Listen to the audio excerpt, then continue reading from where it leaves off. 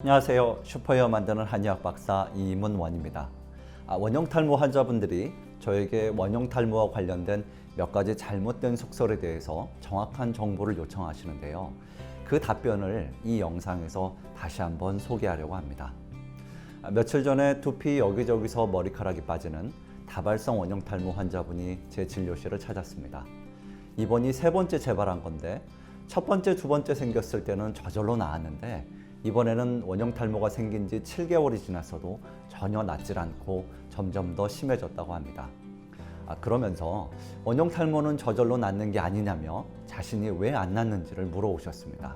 동전 한두 개 크기의 원형 탈모 환자 중 60%는 6개월 이내에 저절로 낫는다고 합니다. 하지만 나머지 40%는 저절로 낫질 않아서 치료를 받아야 합니다. 그리고 다발성 원형 탈모나 모발이 다 빠지는 전두 탈모는 저절로 낫는 경우는 오히려 드뭅니다. 치료가 우선이죠. 또 원형 탈모가 생긴 지 6개월이 지났어도 계속 그대로라면 그땐 치료를 해야 나아질 수 있습니다. 원형 탈모가 생긴 지 6개월 이내에 치료를 하면 치료 기간도 짧고 치료율도 90% 이상이어서 거의 다 치료가 됩니다. 하지만 6개월을 넘어서 치료를 시작하면 치료 기간도 길어지고 치료율도 90% 이하로 떨어져서 누군가는 원형 탈모가 지속될 수 있습니다. 그래서 원형 탈모의 크기가 작다면 6개월 정도까지는 저절로 낫기를 기다려 볼 수 있지만 그러다 안 나으면 치료를 오래 받아야 할 수 있으니 가능하면 원형 탈모가 생기자마자 치료를 받는 것이 좋습니다. 또한 원형 탈모는 여러 번 재발할수록 증상이 심해지기 쉬워서 빨리 치료를 받아야 합니다. 이 환자분은 이번이 세 번째 재발한 데다 발생한 지 6개월을 넘겼고 원형 탈모 부위도 전보다 더 넓어서 이제는 저절로 낫기는 어려워졌기에 이번에는 치료가 필요합니다 라고 말씀드렸습니다.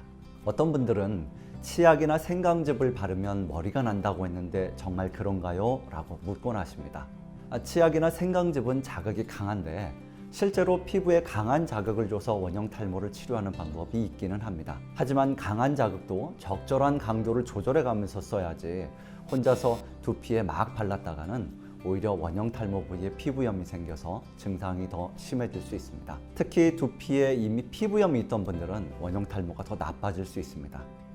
그런데 자신에게 피부염이 있는지 없는지를 모르는 경우가 많아서 치약이나 생강즙, 양파즙, 고추기름을 쓰고 나서 원형 탈모가 나빠졌다고 하는 분들이 많습니다.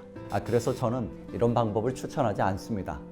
누군가에게는 도움이 될지 모르지만 또 누군가에게는 증상을 악화시켜서 치료기간이나 비용을 더 들게 할 수 있습니다. 또 원형 탈모 부위가 가려운데 머리가 나려고 가려운 건가요? 라고 묻기도 하시는데요. 오히려 그 반대입니다.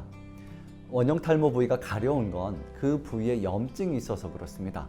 그래서 가려움이 있는 건 나쁜 증상이죠. 원형 탈모는 생각보다 흔한 질환이고 역사적으로도 오래된 질환이다 보니 이렇게 다양한 속설이 생긴 것 같습니다.